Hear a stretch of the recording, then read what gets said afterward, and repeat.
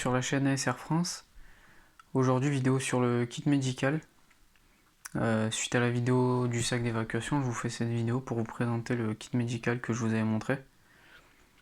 Alors avant toute chose, avant d'acheter un équipement médical et un kit médical, pensez à faire un minimum de formation pour avoir les connaissances nécessaires. Donc minimum PSC1, SST, voilà, pour pouvoir au moins avoir les bases du secourisme. Après, si vous voulez pousser un peu plus, vous pouvez passer le PSE1 ou ce genre de formation là. C'est un peu plus élevé, mais voilà. Au moins, la base, c'est PSC1 SST. Ce kit médical là, il est plus orienté trauma kit, donc blessure grave, grosse hémorragie. Il y a de quoi, voilà, il y a de quoi stopper une grosse hémorragie. Vous allez voir. Donc la pochette en premier, c'est une Maxpédition Fati. Voilà. Donc Maxpédition, c'est du costaud. La taille, elle est bien, elle me convient. Pas trop grosse, j'ai de quoi quand même bien la remplir. Voilà. Donc à l'extérieur, accessible, on a un ciseau Gesco, donc pour couper des vêtements, pour pouvoir voir d'où vient le saignement et enlever les vêtements d'une victime. Hop. Là on a la poignée, comme ça je peux l'attraper facilement dans le sac, ça c'est bien. Ensuite donc on a la croix pour opérer que c'est bien la pochette médicale, quelqu'un qui connaîtrait pas mon sac. Là on a un petit marqueur pour noter les informations, soit pose d'un garrot, soit des informations sur la victime. Voilà. Elle s'ouvre en grand, donc c'est pratique, on a accès, hop, on a accès de suite à tous les items. Alors un premier, on a une paire de gants en nitrile non emballés, donc là c'est pas stérile, c'est l'essentiel, c'est vraiment de pas se contaminer par rapport au sang de la victime et de pas mettre ses doigts dégueulasses sur la victime non plus. Là il reste quand même propre, même s'ils sont pas stériles. Hop. Du coup on a une deuxième paire mais emballée. Voilà, pas stérile non plus, mais 2C1, 1C0. Accessible en premier, on a le pansement compressif. Donc ça, je vous ai présenté mon EDC, j'en ai un déjà dans mon EDC. Et là, j'en ai un deuxième. Donc là, on a le garrot tourniquet 4, Gen 7. Donc le pansement compressif et le garrot, ça c'est pour contrôler une grosse hémorragie.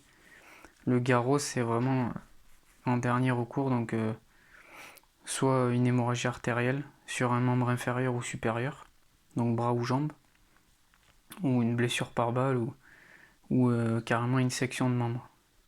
Là c'est vraiment ça, pareil, passer formation à ne pas utiliser n'importe comment. Ensuite là on a un gros pansement, donc ça c'est soit pour enrouler une plaie, soit pour faire un point de compression, c'est bien. C'est un pansement assez épais. Hop. Là sur le côté on a une bande de gaz, donc pareil pour enrouler une plaie ou faire un pansement. Je vous montre comme ça vient, après c'est pas exactement dans l'ordre, mais là on a de quoi désinfecter, donc bétadine, sérum phi et une solution antibactérienne, donc de la chlorhexidine. Et le sérum phi c'est bien pour les yeux, tout ça aussi, et pour nettoyer une plaie. Hop. Là accessible assez rapidement, pareil, toujours dans l'idée trauma kit, on a un Celox, donc c'est de la poudre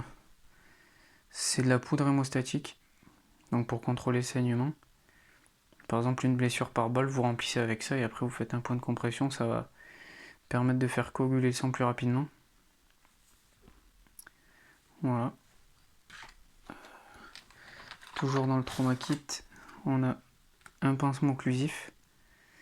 Donc pansement occlusif, c'est pour tout ce qui est perforation au niveau de l'abdomen Et bon, la blessure par balle ou perforation avec un couteau ou un objet pointu. Ça va permettre d'éviter un pneumothorax. Là j'en ai qu'un, normalement il en faut deux, mais bon. Déjà un c'est pas mal.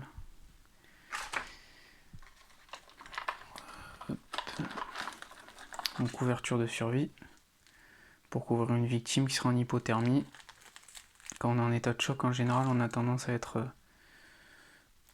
en état soit d'hypothermie, soit même en état de choc, on n'est pas bien. Là, ça qui est tombé, on a du Steri-Strip, donc ça c'est pour des petites ouvertures, c'est des points de suture qui collent, c'est du Steri-Strip. Voilà.